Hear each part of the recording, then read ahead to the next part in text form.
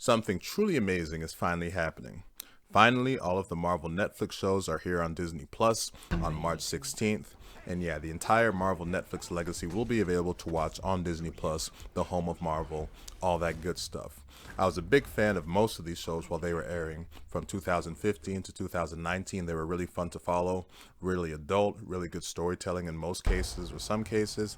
And yeah, they were just really enjoyable shows for the most part. So I was sad when all of them ended after 2019, but now we finally get to see them on Disney Plus, the series the way they were, all that good stuff. So with these series finally back on Disney Plus, Daredevil, Jessica Jones, Luke Cage, Iron Fist, The Defenders, and The Punisher, I feel like it was a good time to rank all of the seasons right here in a rankings video, as it was last year when I had plenty of free time because the pandemic was still going on, that I watched them all in sort of chronological order as sort of a big build-up in watching the whole series. So with that, I'm going to do a ranking of all of these series from worst to best, or least favorites of my favorite, however you want to phrase it. So with that in mind, let's get started. Iron Fist Season 1. This was definitely and easily the weakest out of all of these Marvel Netflix shows. It suffered from an uneven story, too much time spent on boring business meeting type stuff, and besides Colleen and Claire, not the most likable characters for me personally. The show was definitely better the second time around I watched it than the first time. The first time I watched it when it premiered, I thought it was absolute dog shit. Definitely not a dog shit type of show, but definitely not great, and the show definitely needed a lot more work to meet the standards of the shows that came before it. Jessica Jones Season 3. This was actually the finale of all of these Marvel Netflix shows in 2019. Season 3 suffered from some of the same problems that the previous two seasons of Jessica Jones suffered from, for this season specifically, the pacing wasn't all that quick, it was pretty slow at points, and the villain wasn't all that interesting. It wasn't the most engaging mystery story to follow. The show did get better towards the end, or the season did get better towards the end, as sort of the true opposing force for Jessica is revealed towards the final episodes, and that was kind of interesting. And the actual ending of the season specifically was pretty satisfactory and put a nice bow on Jessica's own 3-season trilogy. Iron Fist Season 2 represented a significant upgrade over Season 1, where they did away with a lot of the stuff that bogged down Season 1, mainly the boring business meeting type stuff, and elected for a faster paced story, and one that put Danny Rand, Iron Fist himself, in a much better light. Now, it's still not great, it's only 10 episodes and it's not the best story, but for the upgrades that they made to the story and all that kind of stuff, the characters, I really like the Mary character, made this a much more enjoyable season of Iron Fist this time around. The Punisher Season 1. Season 1 definitely is not the all-out 13-episode violent Punisher blitz that most people would want in a Punisher Netflix series. The series definitely takes its time in the first half to sort of build sort of the conspiracy about his past, all that kind of stuff, sort of the story going on. And it really doesn't get to sort of like until the final 6 episodes where it does become sort of that real sort of Punisher show most people would want to see. When it does get brutal, it does get very brutal as you would want from a Punisher Netflix show, and I did really enjoy Baratheon as Frank Castle the Punisher, and I did really like the origin they gave to his nemesis, Jigsaw. I'll give Punisher Season 2 the edge over Season 1 for the fact that it delivered on more Punisher-type elements you'd want to see in all 13 episodes, rather than just the final few episodes that Season 1 did. There's more brutality, more violence, while still giving us some interesting character dynamics and relationships to work with here. The big fail, however, was what they did with the Jigsaw. Not in terms of the portrayal, I was fine with the portrayal and that stuff, just the way he looks. His face just does not have those scars and that damage that should have been done to him at the end of Season 1, where it got pretty bashed up. And if you just look at Jigsaw in the comics, it looks way too clean, just not how it's supposed to look. Other than that, this was a pretty sort of enjoyable season of The Punisher, but yeah, Jigsaw's face was a huge fail here. Jessica Jones Season 2. Whereas Season 1 had a clear-cut villain that Jessica was pitted up against, Season 2 took a different approach, where it's more about relationships. Relationships when it came to her family, her reuniting with family, relationships when it came to sort of things breaking down between her friends, her sort of professional life, her romantic life, that kind of stuff. It was a different approach, but one that sort of worked in its own way. It was a good showcase of sort of this whole sort of twisted and at times tragic world that Jessica Jones lives in. Daredevil Season 2. Out of the 3 seasons of this show, Season 2 is probably the best when it comes to showing overall Daredevil content, mainly when it comes to showing him doing his thing in the red suit. When it comes to the fight sequences, the interrogation, the investigations, the night patrol, all that stuff. And it's great to watch as it's great Daredevil content. This is also the classic story, superhero story, of a superhero's life sort of effing up his regular life. When it comes to Matt Murdock, his life as Daredevil is messing up his relationship with his friends, professional relationships with Foggy Nelson and Karen Page. The show's story is really divided into sort of two sort of diverging paths.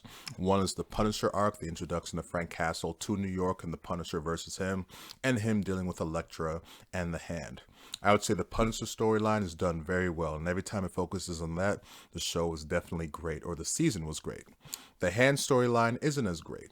You know, I like sort of the Elektra stuff and the fight scenes, their chemistry, all that kind of stuff, but the story definitely wasn't the strongest, and it was a reoccurring theme in all of these Netflix shows that I didn't really love the stuff when it came to the Hand. Thankfully, that definitely didn't ruin the overall season for me, because the overall package is really enjoyable and fun to watch, because like I said, there's great Daredevil content in there, and for the most part, it's a solid story to surround it.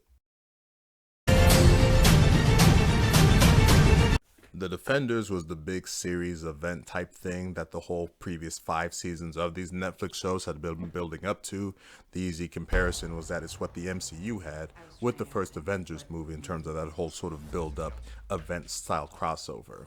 For this series is a true juggling act in terms of juggling all the sort of stuff it had going on from the previous 5 seasons of these shows. When it came to the main characters, their story arcs, the supporting characters, all of their story arcs overall from the previous 5 seasons, setting up future stuff, all that kind of thing. But I believe it did so quite nicely here, or solidly so. The framework for the story was around the Hand, and as I mentioned, I wasn't the biggest fan of the whole Hand stuff in the previous sort of ranking that I did, but overall I think it provided a solid framework for this Defender story. Obviously the big appeal though with sort of a storyline like this is seeing the sort of heroes sort of come together, and I think they did so pretty well here, and they delivered on the stuff you wanted to see, mainly sort of those personalities clashing, and the personalities play to sort of what you would expect from the characters. Matt taking the initiative on this whole Hand investigation, Danny Rand just having that sort of childlike enthusiasm of being a part of a superhero team, Luke Cage not quite understanding what's going on but just wanting to do whatever is right to help the city, specifically Harlem, and Jessica Jones just being really apprehensive to the whole thing when it comes to being a part of a team and just the whole sort of kung fu ninja stuff going on with the Hand. For the most part though, I think the series did sort of come together quite nicely. I know it's gotten some criticism over the years, but I think it delivered on the fun. And I think at the end they sort of realized that, like, you know what, we have all these characters together, this is the thing we've been sort of building up to, let's just have sort of fun with it. And they really did, and it's just really fun to see, just because I mentioned I was a big fan of sort of most of these shows that came before it, and so to see it all come together in this sort of event like this, it was hard not to enjoy while watching it. I really wish we could have seen what would happen in the future season, in season 2 of the Defenders, but what we got right here was pretty enjoyable for me personally. Luke Cage Season 2 is a quality continuation of what came before with Season 1. Whether or not you think Season 1 or 2 are better is obviously up to personal preference. I guess for me with Season 1, it had more of an element of danger for Luke Cage himself to where you actually feared for him. Season 2 doesn't quite have that, but it makes up for it with a great villain, with Bushmaster, and a lot of great character drama that comes between all the characters in the series, just the wave of chaos that Black Mariah leaves in her path. It was a really enjoyable season to watch and a good continuation of Season 1 with all the elements it brought to the table. Jessica Jones Season 1 is a showcase of what a great villain can do for a series or a movie. The villain, Kilgrave, played by David Tennant, was just excellent. He was just so entertaining, so demented, so twisted, yet charismatic. He was just a great villain to watch, and his power to control people, their actions, it was just an amazing power, and just the chaos that he left for all the characters in the series, Jessica and all the supporting characters, was just amazing. He provided a true antagonistic force for Jessica as he really effed up her past and did some really effed up shit to her, but it made for a really entertaining and engaging story to watch play out as you wanted to see how things would end between the two, and made for sort of a great start for the Jessica Jones series. Daredevil Season 1 was the first of all of these Marvel Netflix shows released in 2015. The show didn't just jump into where he's the red-suited, crime-fighting Daredevil that we all know. The show took a very Christopher Nolan-esque approach when it came to the storytelling and making sense, or making a world that made sense here. Building up to his legend of Daredevil, making sense out of that, the red suit, showcasing his time in the black handmade suit, and showcasing why the Kingpin is one of the best Marvel villains, or really just comic book villains ever. He's that good here, and the portrayal is that good by the actor here.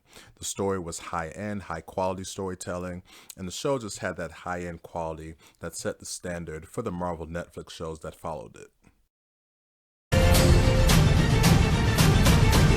Luke Cage Season 1 had the appropriate cultural feel and tone needed to succeed and have success, and that it absolutely did.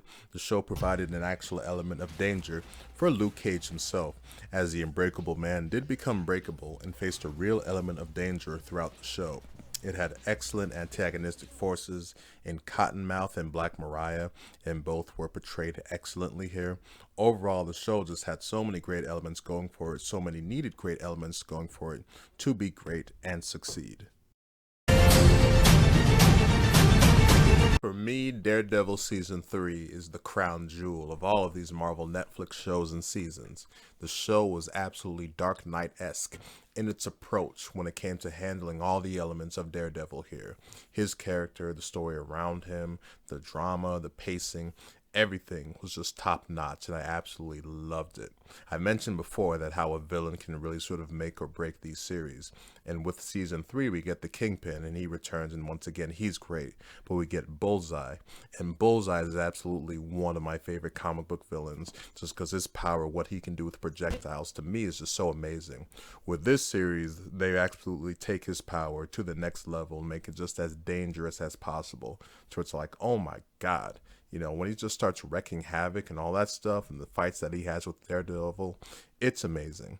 As I mentioned, Season 3 is Dark Knight-esque with its quality, its approach, and for that, it is my #1 out of all of these Marvel Netflix shows and seasons. So there you have it, with my ranking for all of these Marvel Netflix shows, series, seasons, etc. For me, it was really fun to follow all of these shows from 2015 to 2019, and now after several years of the shows being ended, it's even more exciting that they're now finally getting to be incorporated into the MCU proper, with Kingpin appearing in Hawkeye and Matt Murdock appearing in Spider-Man No Way Home. So hopefully more appearances by more of the characters are soon to follow in the MCU proper. Obviously they can't go as hardcore or sort of violent and, you know, that kind of thing as they were on Netflix because it's at Disney, but hopefully as long as they can get the character right and put them in the right situation or story, then I'm all for that. More appearances, please. So that'll do it for this video, this rankings video. If you made it to the end here, thank you for watching.